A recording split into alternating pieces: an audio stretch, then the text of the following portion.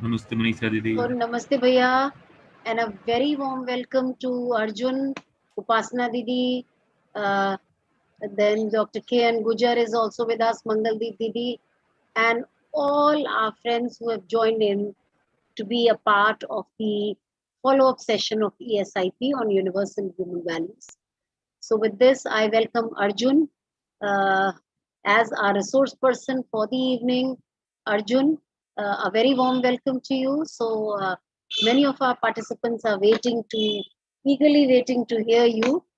And some of our participants have the mic as well. So if any of our participants would like to share something, would like to discuss a proposal, or would like to communicate, you're welcome, please.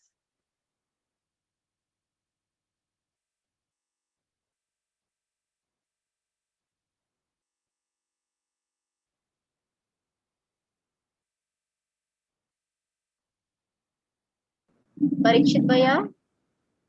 Yes. Mr. Gudisai Reddy ji? Yeah. Namaste. Would you like to put forward something? No, ma'am. Just now I joined. Nice. Nice to hear you and welcome to the session. Thank you. Thank you. So, Arjun, am I able to reach you? Good evening to everyone. Good evening, Arjun. Good evening. So, what are we going to discuss today, Arjun? About respect, we will continue. Nice. Nice. Very nice.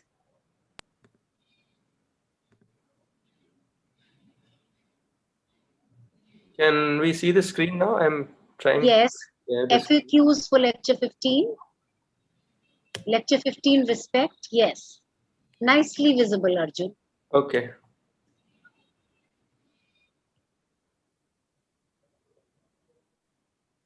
So if anyone wants to share before we start, we can, about last time's discussion about that ego and depression. We had that discussion, and right. About how trust and respect lay the foundation for our relationship. Maybe Mohammed Shibli ji. Mohammed Shibli ji, would you like to put forward your view?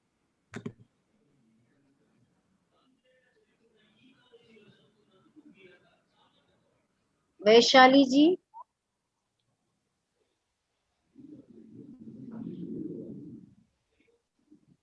Yeah, good evening to all. Good evening, Vaishali. Good evening. Yeah, good evening, Arjun Bhaiya. Good evening to everyone. Just now, that document you have prepared is very in-depth. I have not gone through in detail, but little bit part I read that तो बहुत अच्छा बनाया है वो. Just now I read. It's very nice one. उसमें The बहुत slides ज़्यादा I feel. but, I'm just sharing, but the slides are not made by me. No, I'm not talking about these slides. Actually, the document which is mailed about that only. Okay. It's a very near about means more than 100 pages document on. I have not gone through in detail. If possible, I will.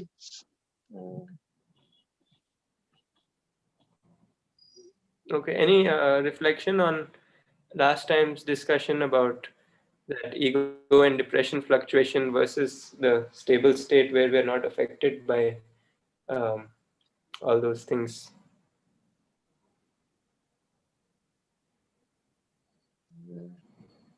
Right now, I am not prepared for that.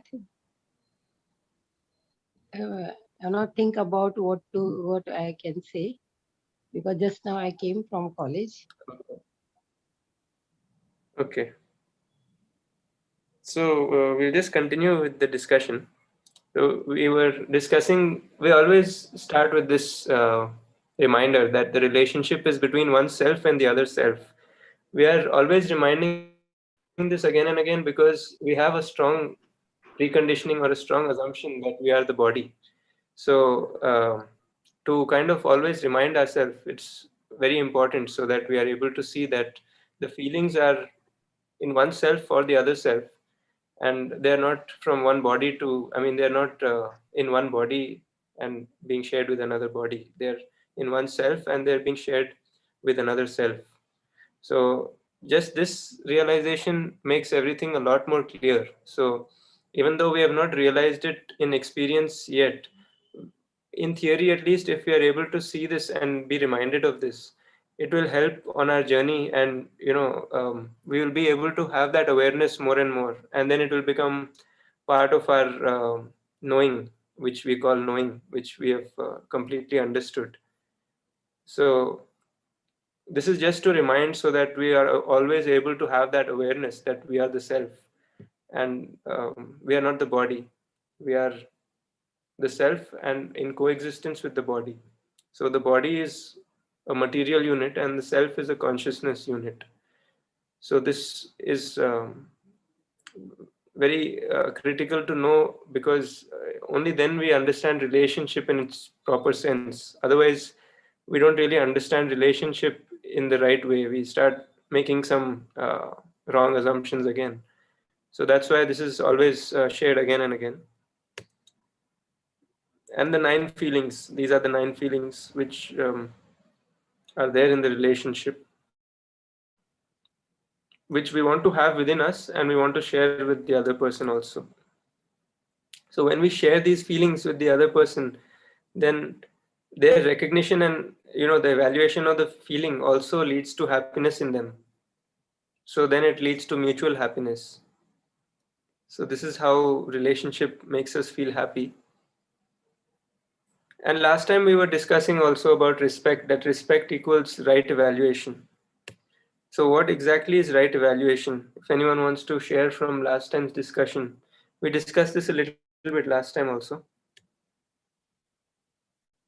Right evaluation of a human being. How do we evaluate?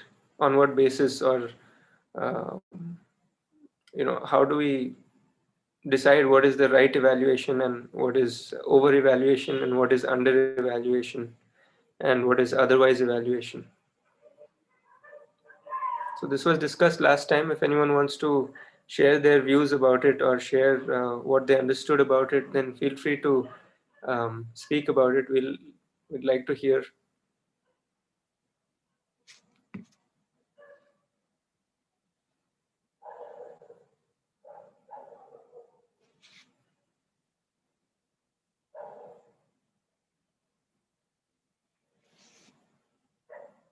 You can just raise your hand and then uh, the mic will be given to you.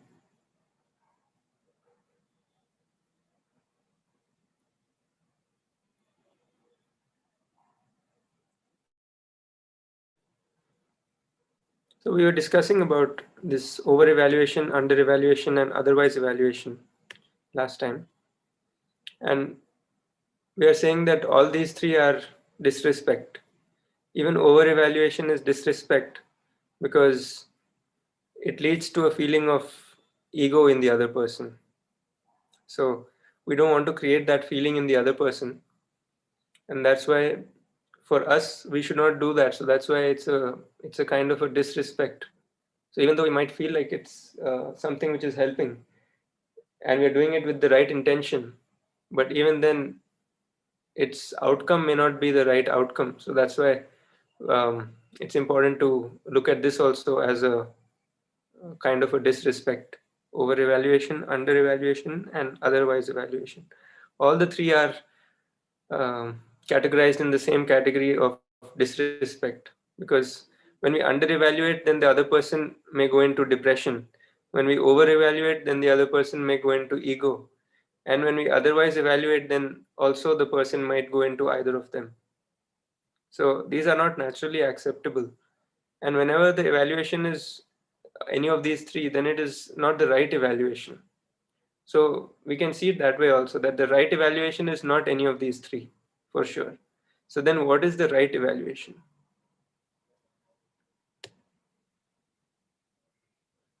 you can check for yourself in every interaction whether it is respect or disrespect. As in, like, whatever you're communicating with others also, is it respect or disrespect? You can just evaluate and see. Yeah, someone had raised hand. Hanji, yes, Hanji, Arjun, Hanji, good evening. Good evening, sir. Hanji. Basically, actually, in our day-to-day life, what happens, we respect a person based on like what's his position, like what's his position in the institute, like, or what is his economical status. Mostly, it happens like that. If what is his value like in the society, so mostly on those aspects we respect a person.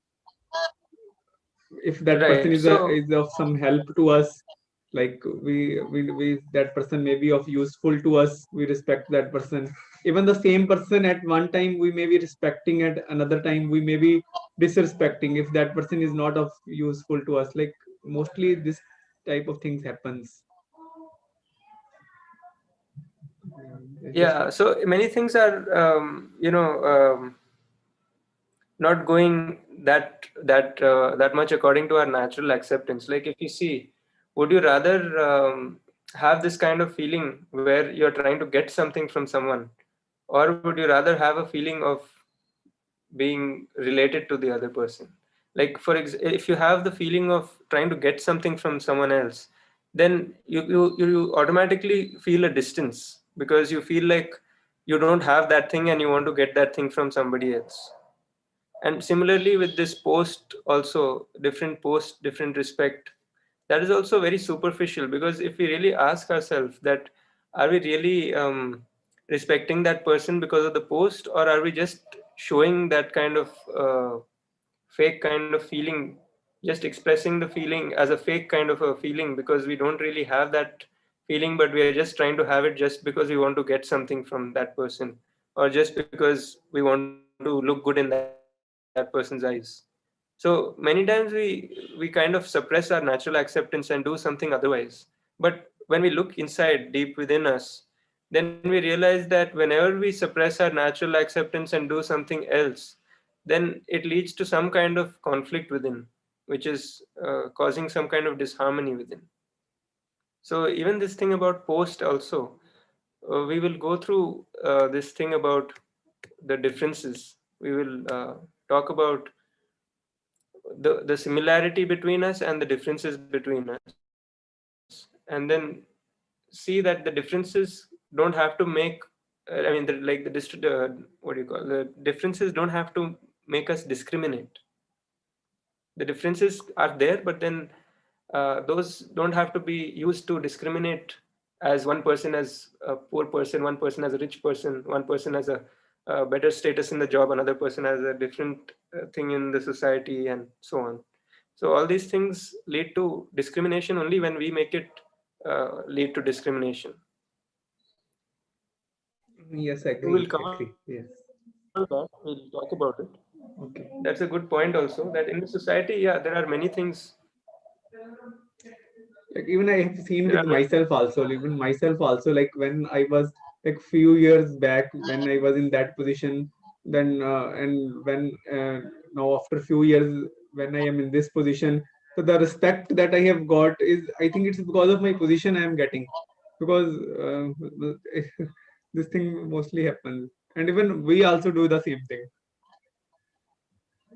but then is that kind of respect the real respect? Like, what you're saying you're Yes, getting with it's the not real position. respect. We know it's not real respect, but that's actually happens. I understand that it's not real respect, but Okay, so it yes, happens. That's true. It happens. But if you can recognize that it is not the real respect, then will it matter if somebody gives that kind of respect or not? Or even if they don't give it, it doesn't matter, because um, we don't depend on that feeling from the other. If we already have, if we already have our feeling of respect very strongly within us, then regardless of if the other person gives respect or not, it will not matter. yes, So in the true. job also, if you're saying that at the higher post they're giving more respect, then Yes. are you able to do without that kind of that's more of the over evaluation, that is more of disrespect actually, because the real feeling is kind of being suppressed, and we are just trying to show another feeling just to get something from the other person, or just to make us look good in their eyes, so that again trying to get something, trying to get to the next post or something. So that is not really the real respect. Like you can see, even when you go to five-star hotel or someplace like that, then the waiter treats you very, expresses a lot of respect. But then does he really have that feeling for you, or is it just to make you feel good? And if you're feeling good, that means that you don't have that feeling within yourself, and therefore you're depending on that feeling to be given to you by someone else.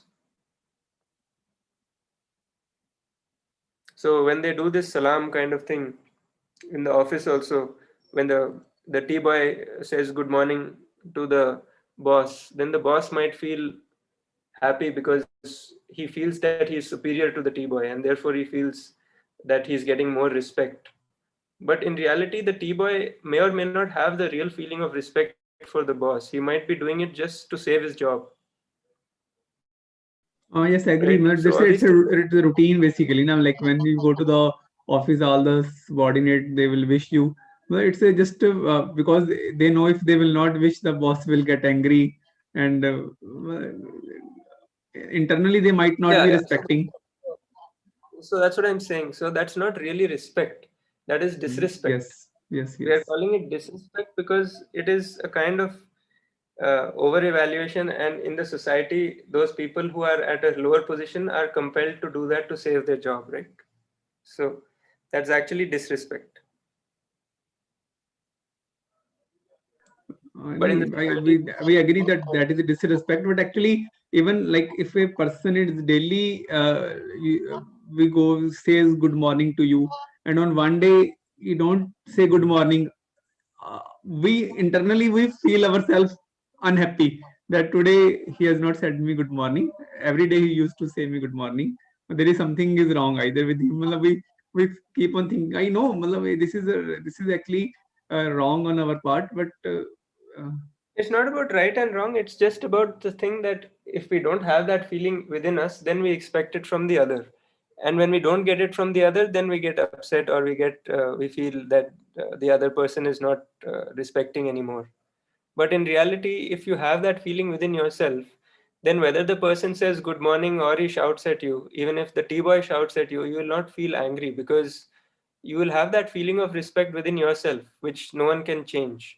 If you have it, if you really have it within you, then regardless of the other person, you will always have it. That will not go away. So if the other person says good morning, or he says, if he gets angry also, then it won't matter to us, because we are not dependent on getting that feeling of respect which we want. We are not dependent on the other person giving it to us. We already have it within us. So regardless of what the other person gives, we already have it. So we don't need to get it from the other. So this yes. is a major problem if you see in the society, that we are trying to get respect from the other person rather than have the feeling within ourselves. What we should rather do is to have the feeling within ourselves and then share that feeling with others. But what is actually happening is that we are not having the feeling within ourselves, and we are just expecting the feeling from the other. So we are expecting that respect feeling from the tea boy, from the subordinates, from everyone, from the colleagues, from the boss and everyone. But we are not doing anything to have that feeling within ourselves, for ourselves. So we don't even have that feeling for ourselves. So that is the major issue. So once we realize that, then everything looks very different then. So over here we are going to again see what respect really is. What is this right evaluation, and how do we feel that we are all similar? How do we feel that um, that these differences are not there, or these differences don't make a huge difference?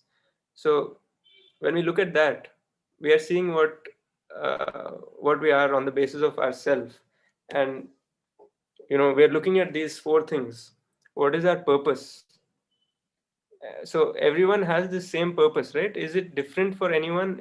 if it is different for anyone, then you can mention in the chat that we'll just ask this simple question, that is the purpose of living with continuous happiness and prosperity something which we all want, or it is something which only a few people want? Like the boss also, the T-boy also, and the subordinates, the colleagues in the office, or the poor person, rich person. Regardless of all this, is it still that we have the same purpose, or do we have different purpose depending on different people, depending on the differences in post or differences in salary or those things? You can just answer in yes or no if we have the same purpose or not. In the chat you can mention. You can just write yes or no.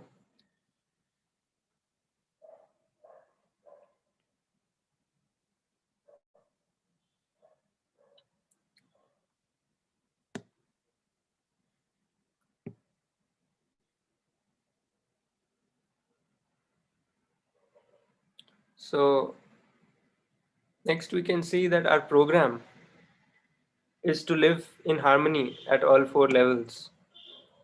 To first understand the harmony and then live in harmony. Because what else can we do? I mean, like if we think about it, we want to be happy, we want to be prosperous. But what is the program for doing this? If we have any other program, I mean, like, do we have, if you have any ideas for what else we could have as a program for this, for continuous happiness, then you can also mention in the chat. Because what generally happens is that we make a program for this happiness, but then we are not able to maintain its continuity because there's some or the other flaw in the program. That's because we are kind of not clear about what is happiness. So once we see that happiness is harmony and living in harmony, understanding and living in harmony, then we understand that our program is also to understand this harmony and live in harmony.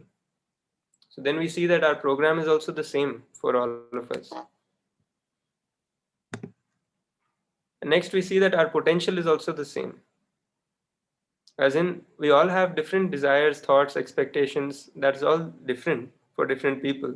But the process is there in all of us, and that is continuous. So in that sense, we are all similar, right? We all have this kind of a process of having desires and then trying to fulfill those desires. And then we all have some thoughts going on. We all have some expectations.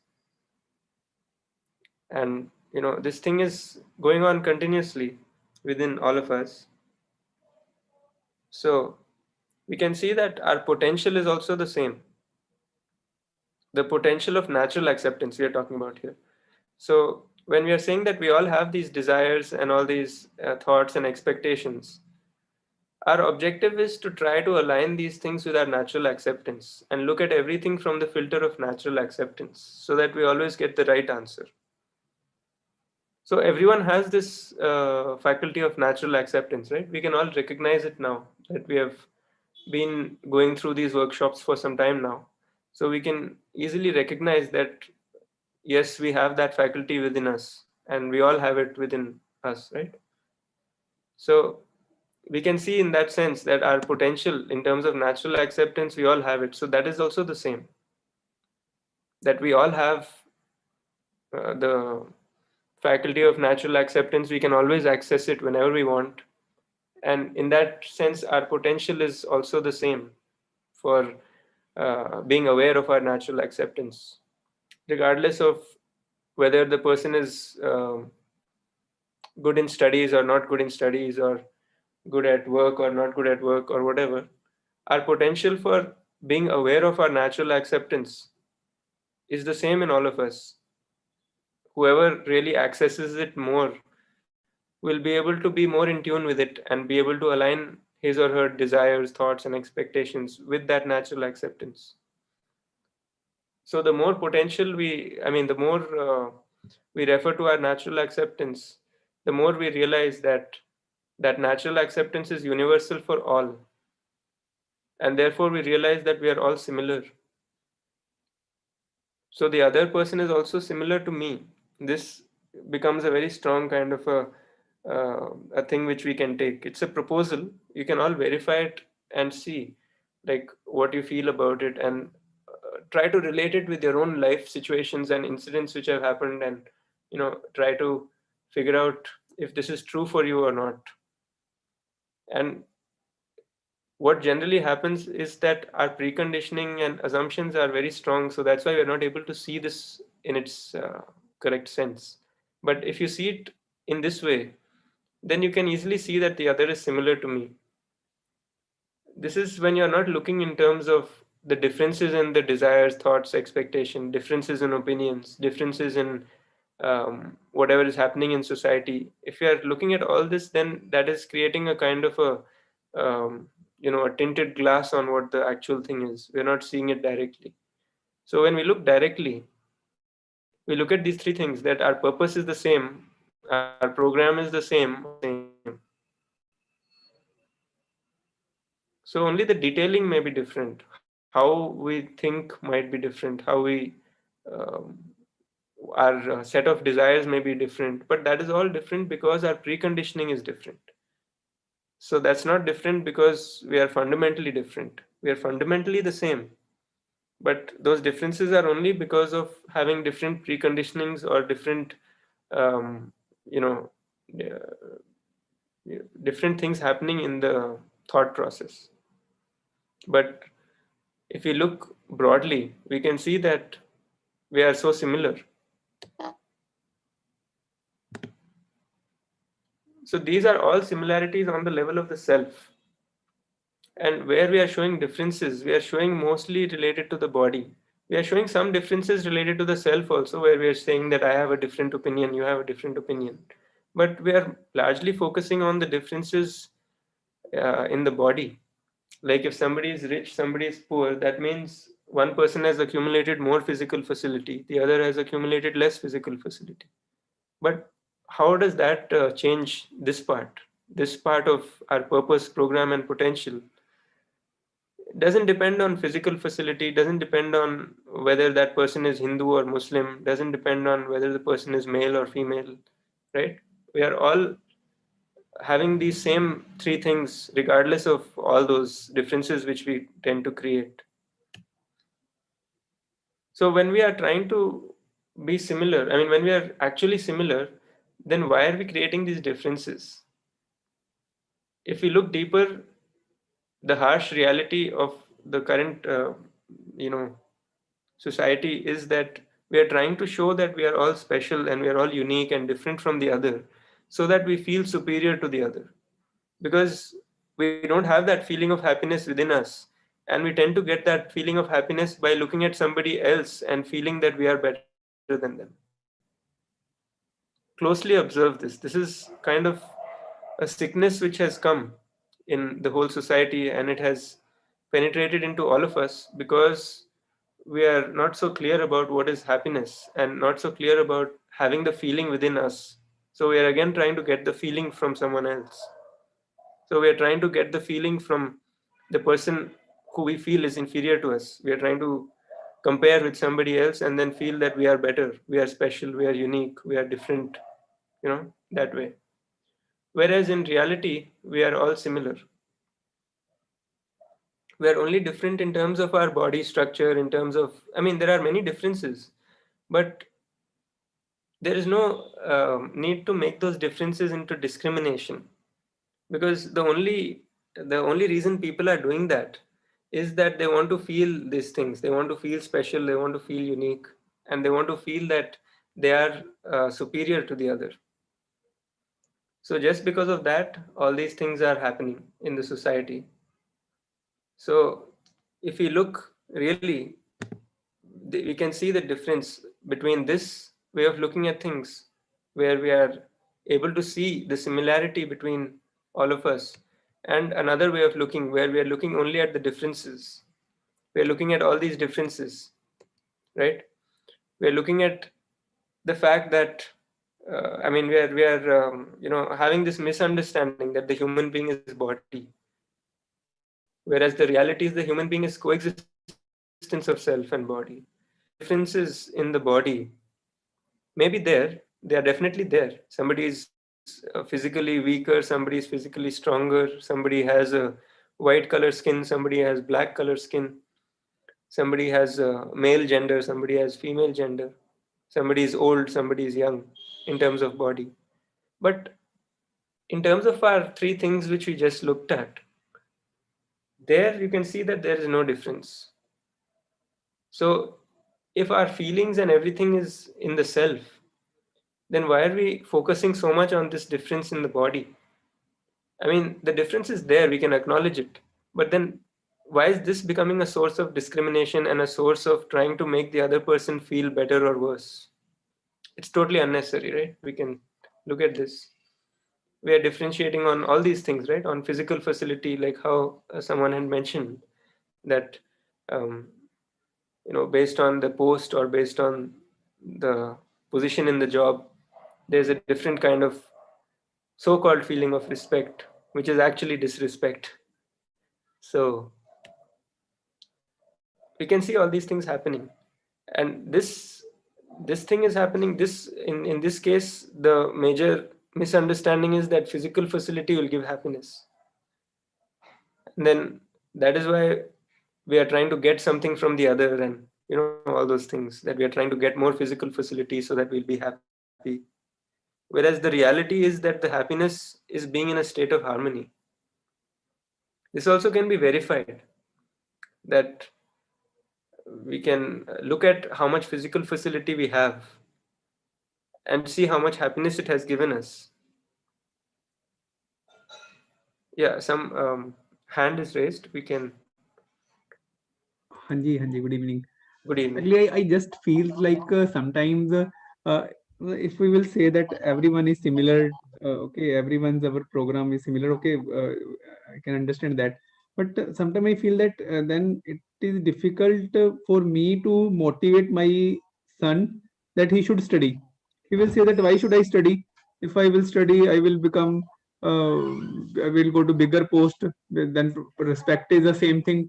Then it's okay. I will not study because anyway it is same thing. There is no much difference between the post. There is no much difference between the wealth. Then I will stop studying because the other person is also similar. He also get the same. Sometimes I get this feeling that we won't be able to motivate the our children, like they should study. They should have to get some, like, after all, study is important. I feel if they will not study, they will not get good job or something. Like sometimes I feel like. Actually, thing is, good question. But mainly, what we have to see is that we have to put everything in perspective. Like in the beginning, we have said that we need three things: right understanding, relationship, and physical facility. Right? We have discussed this, no? You remember that Yes, we have yes. talked about these three things, and we have made the priority as the first priority right understanding, so that we know how to have the right feelings within ourselves and how to conduct the relationship, and then also how to acquire or produce physical facility. So for that reason, right understanding is the first priority, and then relationship, and then this physical facility. But in all this, we've never said that we should not work towards getting physical facility, right? So when your son is studying, we can explain to him this thing, that these three things are required, and this is the proposal which we are giving. We can ask him to decide. Like, we don't have to motivate or do anything. We can just give all the proposals, and then he will be able to make his own choice very easily. So we have to put the things forward in the correct context.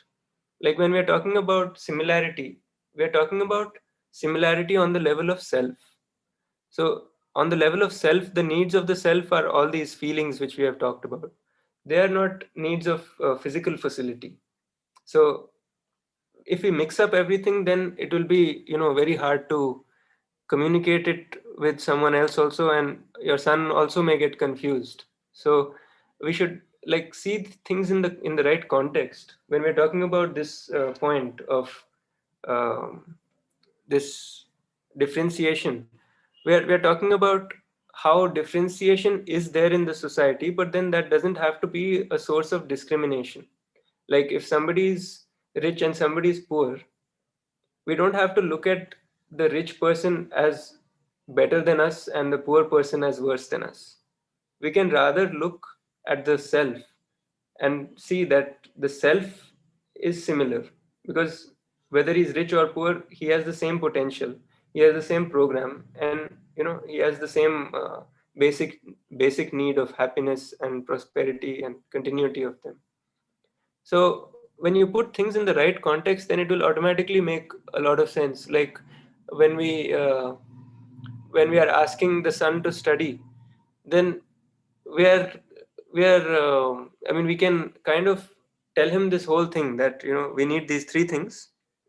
And when we are talking about people, when we are interacting with people, then we can look at first ourself as coexistence of self and body, and look at the other also as coexistence of self and body, and then see that we are communicating the feelings, we are expressing the feelings. So whatever feelings we have within us, we can share them, rather than trying to express something which we don't have for the other.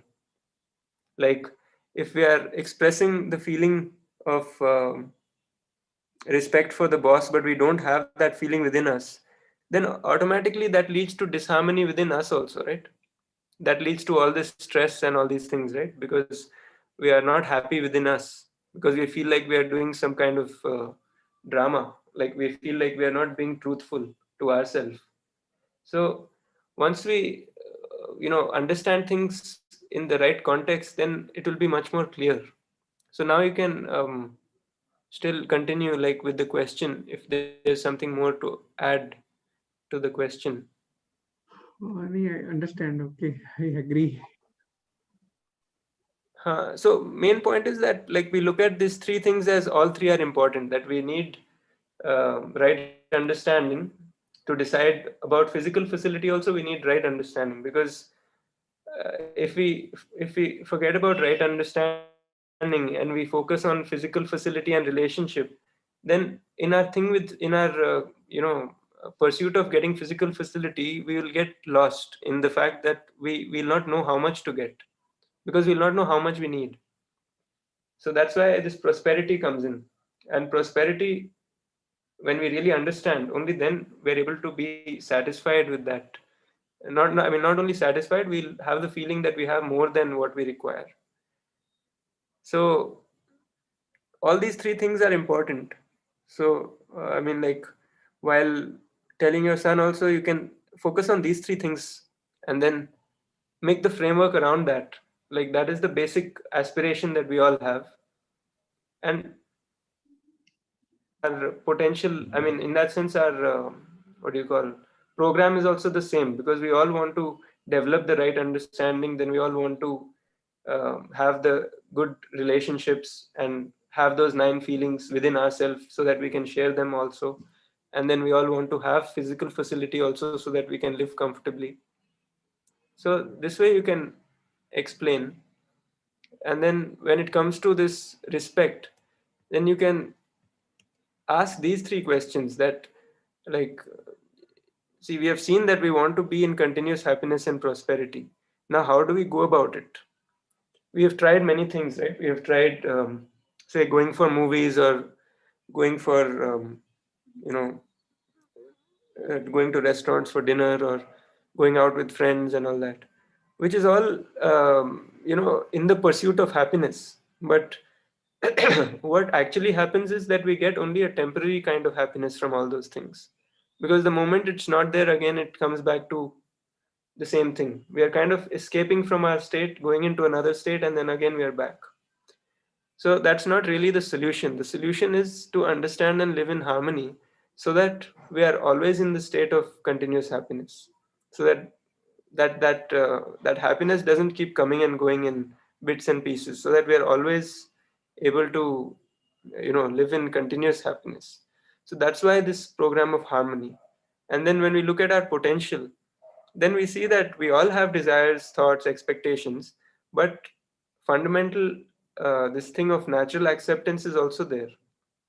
So if we keep referring to that, we'll get the answers from there, rather than having to get the answers from some textbook or some class or something, we can refer to our own natural acceptance, because that will be the most satisfying, because that will give the right answer and we'll not have any doubt about it. So, Okay. so Thank this you. is the thing about this one, and this is about differentiation. And the reason why this major differentiation is happening is because we have this gross misunderstanding that physical facility equals happiness.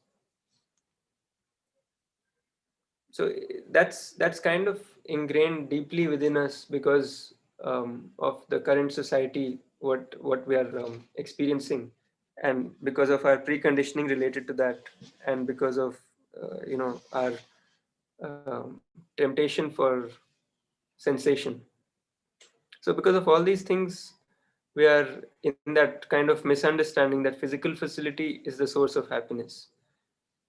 But after we get there, then we realize that even after we accumulate so much wealth, then we are still not happy. We are comfortable. We are living a comfortable life, but then we are not happy all the time. So if you want to be happy all the time, then we have to really work on that harmony and make a program for living in harmony. So first understand harmony and then live in harmony. So there are these kinds of differentiation also happening, these kind of things. So there are all different reasons which we might have, different assumptions and all that. But at the end of the day, we can see that is the other person, are we trying to show that we are like the other person, or are we trying to show that we are better or worse? Better, we are trying to show that we are better than the other person, superior, or that we are special. Mostly we are trying to do this because we don't have that feeling within us all the time of feeling happy. So we are trying to feel happy by comparing and trying to see that we are better in this field, like we are better in some other difference which makes us feel that we are better. like like this racism also is the same thing, right? That uh, one race makes the other race feel that they are better, but in reality there's just a different color of skin, there's difference in the body structure or the body, but there's no other difference, right? In the human being there's no difference.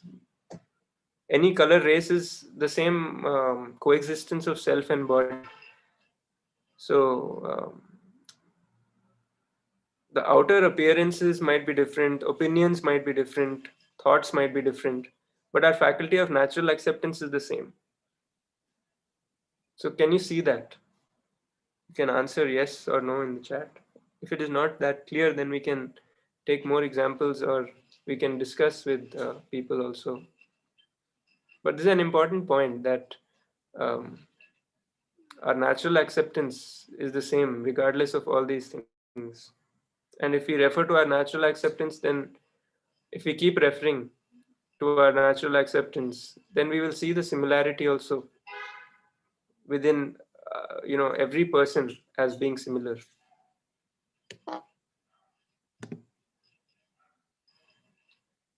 So overall we can see that this differentiation is causing disrespect, whether we are praising the person for more wealth, or whether we are um, one race is discriminating against the other race, or else whether it is that gender thing, that one gender is better than the other gender. So all this is kind of just highlighting the differences in a way that it is creating discrimination and creating disrespect. And any kind of disrespect is not naturally acceptable, because it creates that feeling of opposition. Like if there are two people in a job also, where one person is earning double the salary of the other, then it might create a feeling of opposition. It might not also. I mean, it depends on how the people are looking at it, things. But what we are saying is that the differences don't have to create discrimination, and we can accept whatever differences are there, but not focus on them so much and make them a kind of discrimination. Not say that this person is better than me or this person is worse than me because of this difference. So generally we tend to use these differences to feel good, because we are not feeling good without comparing. So we start doing this comparison, and then we start feeling better for some time, but then that doesn't last. Like in the job also, you might be earning much more than many of the other people in the job, and there might be people in the job who are earning more than you. So there'll always be some people above and below. Maybe in your job you're earning the maximum, but then when you go to the next college or the next place, there'll be another person earning more. And similarly, there are always people earning less also, or there are always these kind of differences. So if we are around people who are earning less, then we'll suddenly feel that we are superior because we are earning more. But all these things are just creating disrespect, and they are just kind of making us feel good temporarily because we are feeling that superiority. But in reality, this is all just creating disrespect. It is just highlighting the differences and creating disrespect. And we have not really focused on the harmony within, and the kind of similarity that we have in terms of our natural acceptance, in terms of our potential, in terms of our program, in terms of our basic aspiration. So like when we see even our close relatives also, we can look at who is close and who is not close, and then try to understand and try to draw our awareness towards what might be the problem. That are we having some kind of differentiation? Are we creating some kind of a discrimination or differentiation which is not necessary? Are we able to see the similarity or not? That even the other person wants to be happy, the other person also has the same natural acceptance, the same kind of intention. Maybe their competence is different. So when we start looking like this, then we automatically feel related to the other. We automatically have a feeling of the real kind of respect for the other. So one hand is raised. You can. Yes, actually, I was just thinking like sometimes, if we will have such type of feelings, the others will try to take advantage from us. Like they will try to, uh, they will do something wrong, and that wrong thing they will put on your head. Like mistakes will be done by the others, and because they know that this person has this type of feelings, he will think everyone is similar. So they try to become over clever, and in that over clever, they take advantage of yourself, yours. So this is in the action, right? We are looking in terms of the feeling first. So when we are saying that the other person is going to take advantage, that might be because he has this kind of assumption that if he does this thing, then he'll get get the next position in the job, higher post or something, and therefore he can uh, get something by doing something like this. So it's all coming down to the same thing, that our understanding, if that is very strong, then all these things will be much easier to deal with. And also, we're not saying that we let things go like that. We're just saying that we have the right feeling within us. Even if the other person is cheating or clever or doing whatever, something like that, then we still have the right feeling for that person. But in terms of our action, we take all the precautions, because we also judge that person's competence, and then based on that person's competence, we make the right program of how to deal with the thing, rather than just leaving it to just go like that. So we are talking about two different things. One is the feeling, and one is uh, the feeling means the intention. We are talking about the intention. You're kind of uh, talking about trust here. So we have two different things, right? One is the intention and one is the competence. So when the other person is trying to take advantage of you being clever and trying to get the next position in the job and all that, then first of all, he might have this assumption that more money means more happiness, which we have just discussed. That um, this this kind of misunderstanding that physical facility will give him more happiness. So maybe that person has this misconception. That's the first thing. And second thing is that when we look at our intention and our competence, then we look at the other person's intention and the other person's competence also. And we can see that the other person has a misconception that the money is going to give him more happiness. We see him like that. And then we see that his competence is lacking in understanding all these things. And therefore, he might cheat me. So if we approach that person with all this backing, then we'll have the right feeling for him, first of all, because we'll feel that he's a good person, but he's just having that lack of understanding about this physical facility and all, and therefore he might cheat me. So I should have the competence to deal with that and to make the precautions necessary so that I don't get cheated. So this would be the approach. And then when I deal with that person, I will still have the right feeling for him, and I'll know that he might try to cheat me. But then I will make a program in such a way that I don't get cheated. So there are two different things, intention and competence.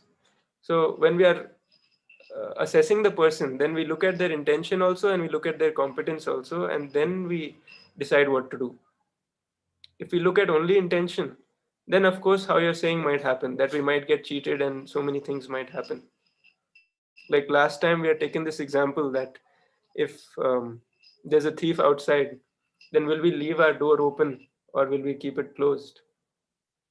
So of course we want to lock it because we know that somebody outside might be there who might steal something.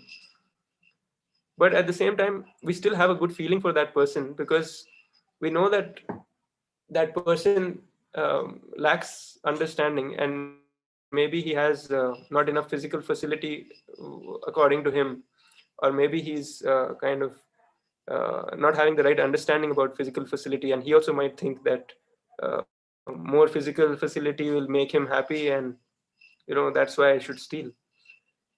So this kind of thing might happen from time to time. So whenever we are dealing with any kind of person, anyone, known person or unknown person, whoever it may be, we can have the right feeling towards the other person and understand their intention, and then also evaluate their competence, and based on their competence make a program for how to deal with the situation. So now is that clear, that point? And yes, yes.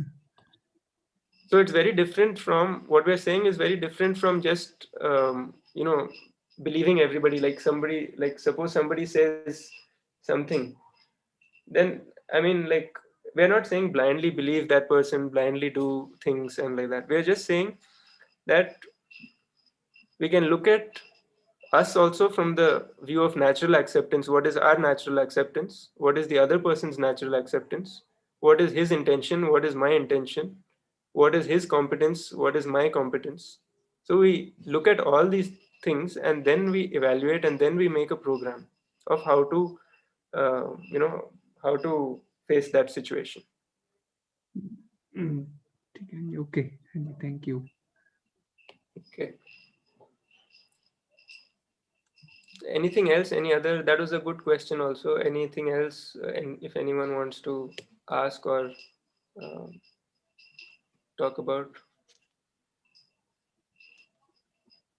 Really, lot of patience is required to have this thing, like, because on our surroundings, even in our home, like if you are familiar with this content, but others are not familiar with this content, so everywhere in the your whole all you're surrounded by those persons who are not familiar with this content, and their way of thinking is different. But a lot of patience is required, but I hope with time this will come.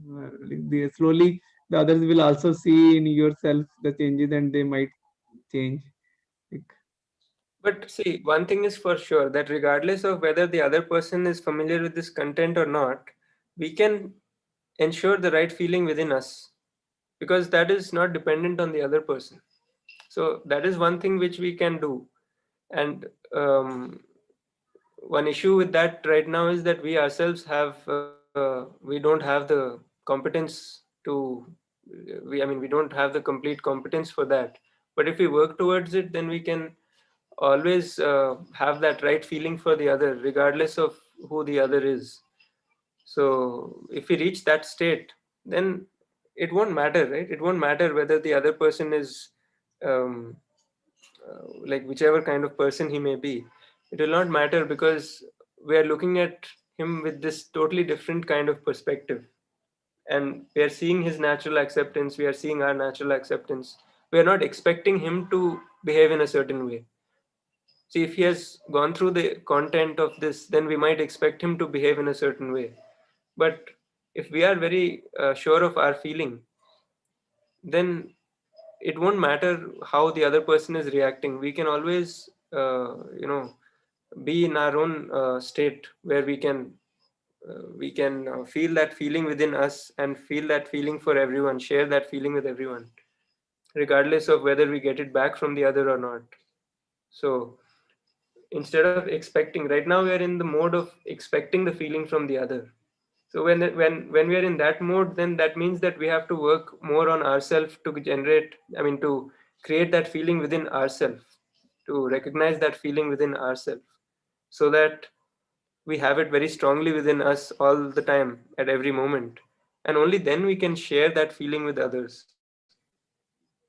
So the first step is to have that feeling within ourselves, and that doesn't depend at all on the other person. If the other person is praising also, if the other person is shouting also, we can have the same feeling within us. So that is something which is totally in our hands. For that, we don't have to um, you know That's what we I'm can saying. we can do Lot that of completely patience, for us. lot of patience is required.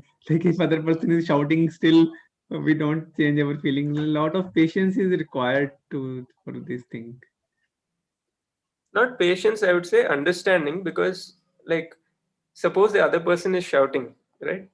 Then we have only a few choices, right? Either we can get angry, upset, or we can not get upset, or we can resolve the situation. We can make a program such that we are able to help the other person. So there are so many things which can be done, but then why choose to get angry or upset? Because like, how does that help? That doesn't really help. So when we draw our awareness towards all these things, then we realize that what we are doing is not really useful. If this becomes very clear, then automatically we um, handle the situation differently.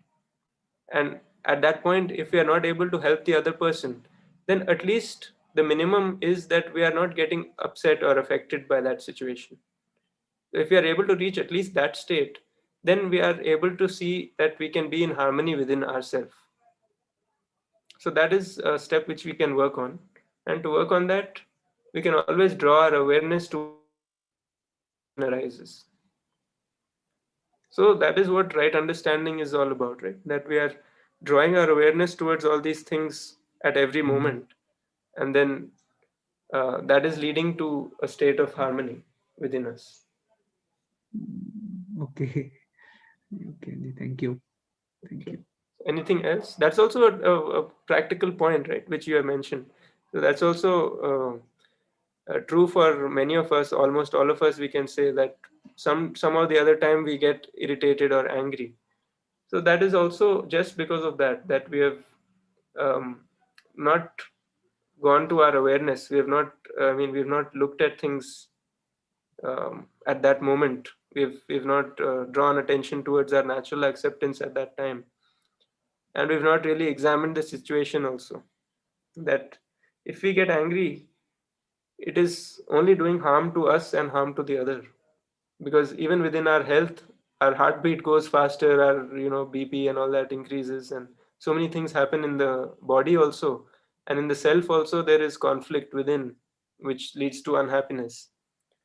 So when we realize that this anger and all this irritation and all that is created by ourselves, then that means that we have the capability of not creating it also. So if we are creating it, if something we are creating, that means we can decide not to create it also. So the choice is there within us. So if the situation comes where you feel like getting angry, then you can kind of pause and think and see that situation very clearly and look at the options. One option is to get angry, spoil your health, spoil the other person's mood, spoil your mood, all this. Or else you just be calm and see what the other person is trying to say, and then make a program for how to deal with that situation. And if you can't deal with that situation in any way that then only other option is to accept that situation. So once all these options become clear to you, then you'll see that there is no purpose of getting angry. There's no point of getting angry. So it's not so much about patience, it's more about having this fundamental understanding, which fundamental understanding and awareness, which you try to have at every moment. To start with, you can have it at moments which are uncomfortable, which are like these kind of moments where somebody's getting when somebody's shouting or something, and then slowly you try to expand it to try to have that awareness at every moment, whenever uh, whenever anything is happening, you just get aware of your natural acceptance and then examine the situation properly and then deal with the situation. Yes, sir. Correct. Thank you. Nice, Arjun. I can see that it is already 8:30. So in case some of our friends would like to Yeah. interact, that will be really nice. And otherwise, Arjun, I think, Ma'am, yes, Nidhi ji, please. I was waiting. Please. welcome, Nidhi ji. thank you, ma'am. With discussion, listening to discussion, every time it happens that I am listening to Arjun sir and the one who is asking question, and immediately it becomes possible that I am seeing two similar kind of situations where I have come across, and then I try to validate those answers there. So that is really helping. That was one thing. And other thing which I wanted to share was this. Uh, right, right now, what Arjun sir was saying was, we have that choice, but when the situation comes, we have become so mechanical that without giving a second's pause, we feel it convenient to respond to it the way we usually do. So when my daughter comes in front of me and she would ask for something which I do not want to give her like that, so just shouting at her becomes very easy for me than to have that patience that I should sit with her, talk to her like that. So that has to be looked at. Uh, that is what I wanted to say. So thank you so much. Mainly you can draw your awareness towards the whole thing. Like, see, when you get angry also with the daughter, then that feeling that creates a feeling of conflict within the daughter also, right? The daughter also is not happy about that, and actually you are also not happy about it, but then you're doing it because of not being aware at that time. So if you just pause for one moment and be aware of that situation and see that the daughter also wants to be happy and you also want to be happy, and this irritation will lead to unhappiness in both, then you'll see that there's no point of that, right? Because that's not what we want actually. Yes, yes. But what happens is, um, uh, earlier I used to feel if I, take time to pause and think of what I have to do, I will be late in my other matters. This is what I used to feel earlier, but slowly, maybe this can be looked at. Yes. But pause means just one moment, not even 1 second if you pause, because the mind can run very, very fast, right? So immediately, if you just draw your awareness towards these things, then it will, you can make that shift immediately. So you'll not have to pause for a long time and think many things and all that. You can just have this shift immediately. Yes, yes, sir. It's just a matter of being reminded of this at that moment. So to start with, you can try to remind yourself of this whenever you have a problem. And then if you want, you can try, setting a hourly alarm and just see what your feeling is at that time.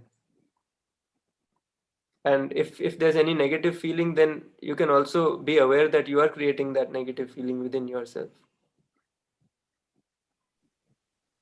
Yes, sir. I think this reminder thing would help a lot. Yes. Yeah, and then slowly it will become something which you do as a habit. So when you start doing it as a habit, then you will start becoming aware of your feelings more and more. And then wherever you're having something which is going wrong, then you can easily, like look at that feeling and see where that feeling is coming from.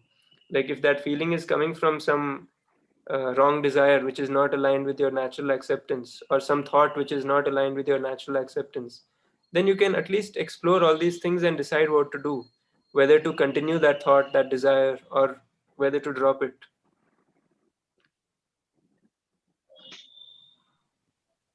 Yes, sir. Every meeting helps. That is what I wanted to convey. Thanks a lot. And just a small thing I was concerned about. If these recordings are available somewhere, can we get that, Meera ma'am or Arjun sir? In fact, Arjun, These are there on YouTube. yes, Nidhi has already mentioned in the chat. I was about to say the same, that ma'am wanted the recording of the peer pressure as well. So Nidhi, as Arjun ji said, that the YouTube has eSIP recorded sessions, so we can look into that. And otherwise, and if you're not really able to look into that, then in that case, we'll ask the technical assistance from either Parikshit Bhaiya or Anil Bhaiya or Akhilesh Bhaiya to do the needful so that it can be provided.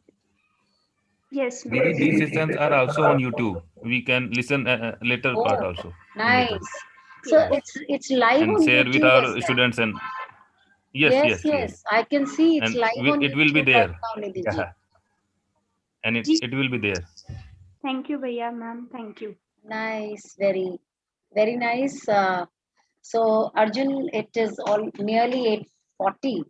So allow me to close the session so that we can take it forward next Wednesday. Sure. Nice. Yes. So, dear friends, thank you for taking out time to be a part of the follow-up session of eSIP. And it's always nice to be interactive during these sessions. And each question is not just for the one who's asking, but it helps each one of us, the response given and the discussion that takes place. Someday or the other, each one of us look at it and listen to it and get a little more understanding into our self-development. So thank you very much for being a part of the Wednesday e-follow-up session for UHV. And thank you, Arjun, for being so interactive and for taking up the proposal for each one of us. So we'll meet again next Wednesday. And Friday, as we know, we have a e-follow-up session, eSIP follow-up session for holistic health. So do join in then as well. And we'll meet again next Wednesday for the follow-up session of UHV. Thank you, Arjun, and thank you all the participants. Thank you. Namaste.